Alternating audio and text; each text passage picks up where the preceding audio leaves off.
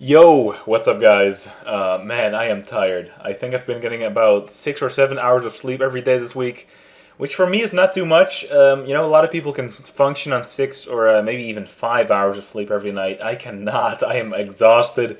Luckily, it's weekend for me though. I have Fridays off this semester, which is awesome.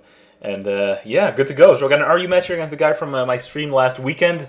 His name is Michael. Not sure why that matters or why I just said that, but whatever. Michael is going to be living with Galeta, with my Ferroseed. And pretty obvious I don't want to stay in there, so I'm going to go to my Weezing. Galeta is not very common to carry Psycho Cut, not as common as you might think. Especially the Swords Dance variant is common to run like Close Combat, Ice Punch, and Shadow Sneak. For that reason, I feel fairly safe to stay in. He doesn't go for Ice Punch. Still does a lot to my Weezing. Holy shit, that does like half. I burn him though, means that he's going to be crippled for the rest of the game, which is awesome. And I'm just going to go for the Pain Split, because either I'm going to get some health back from this Gallade, or he's going to switch into one of his Pokemon with, full health, obviously, so that's going to be good. In comes a fairly decent switch into a Pain Split because of its low HP stat, but not a very good switch into Weezing whatsoever. Like, Weezing is very common to carry Flamethrower or Fire Blast. Don't know what he was thinking there. He stays in as well. I was kind of expecting him to, like, switch right back out, but I go back to my Ferroseed as well. Well, first of all, predicting him to switch, and even if not, I don't really care about his hazards as much as I care about mine. I run both Stealth Rock and Spikes in this Ferroseed because I have one Pokemon in his team especially that needs Hazard in order to work at all. So I keep going for Spikes here. In comes a Scyther, not really a big threat to me whatsoever. He ends up being Choice Banded as well. Aerial Ace is a 3-hit KO. I can easily go for 2 layers of Spikes without really fearing a KO on my end.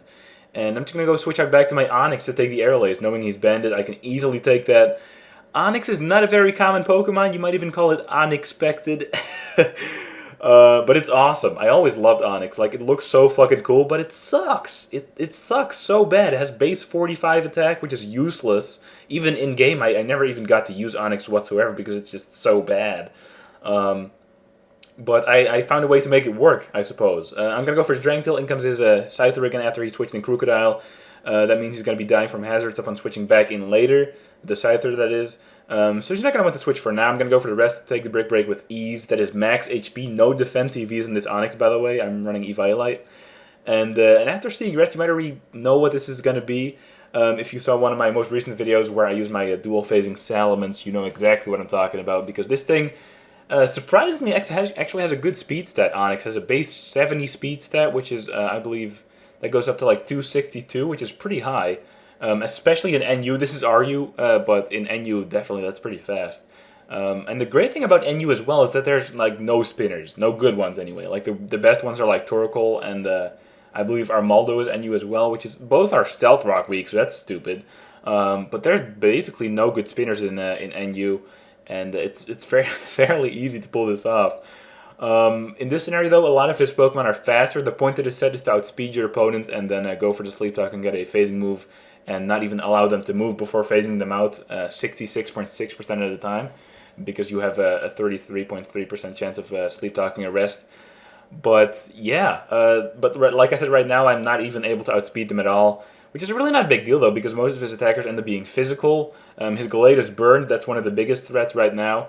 Or was. Now it's not anymore. The biggest one right now is his Crocodile, because that thing does have a stab Earthquake to hit me with. Like I said before, I have no defense EVs. I cannot really take that too well. I am Jolly Nature max speed. Funny as that sounds to an Onix, because that thing just does not look fast.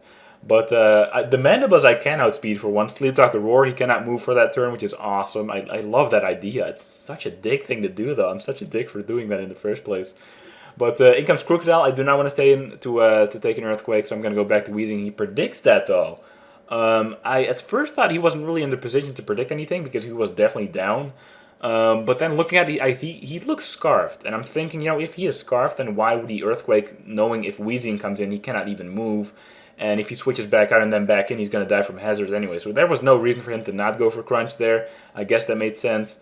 But I finish him off regardless, even after the crit. I can take a Crunch. In comes Mandibuzz. For some reason, he Whirlwinds and does not take me out with Brave Bird. He is faster, definitely. I don't know why he didn't do that. Maybe he's not running Brave Bird. I guess that's like really the only thing I can come up with. But he phases me out into my Swellow. I don't even have to protect to get my Toxic Orb activated, so that nickname makes no sense right now.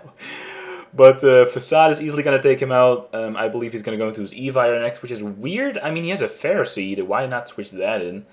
I'm not sure. I end up going for U-turn here just in case he wants to go into his Fair Seed later. I just really don't want to Brave Bird that because that's going to hurt. I mean, Iron Barbs, Toxic Orb, Brave Bird Recoil, obviously. That's not going to be fun. So I'm going to go for the U-turn and then switch into my Murkrow. Let me know if you get the nickname reference, by the way, because I thought it was pretty clever. But here comes his Gallade. I can easily substall that. He is burned and Life Orb, so he's going to be taking damage from both those things every turn.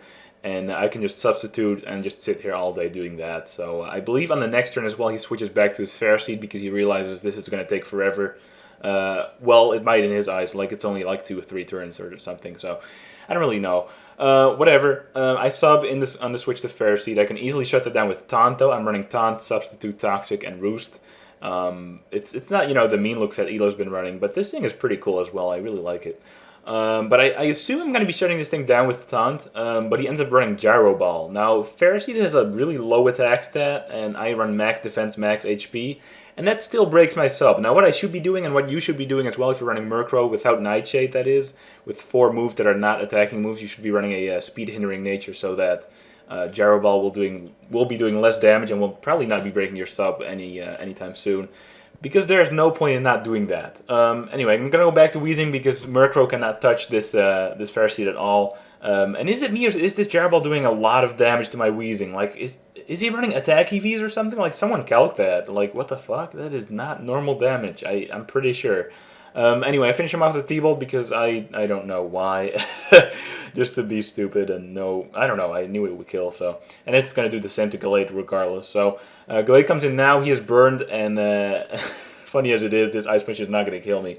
I hang on with a couple of hit points. Actually, no, a couple is 2, a certain person always tells me. So, I hang on with a few hit points, finish off the Gallade, and that's going to be the game. So I hope you guys enjoyed the video. I know it's been a while since I last uploaded. I'm sorry about that. This semester should be giving me a bit more free time, though, so I should be uploading a bit more frequently. If you enjoyed the video, please leave a like rating. If you're interested in watching the previous video I've uploaded, you can check the screen for that. And I'll talk to you later. Peace.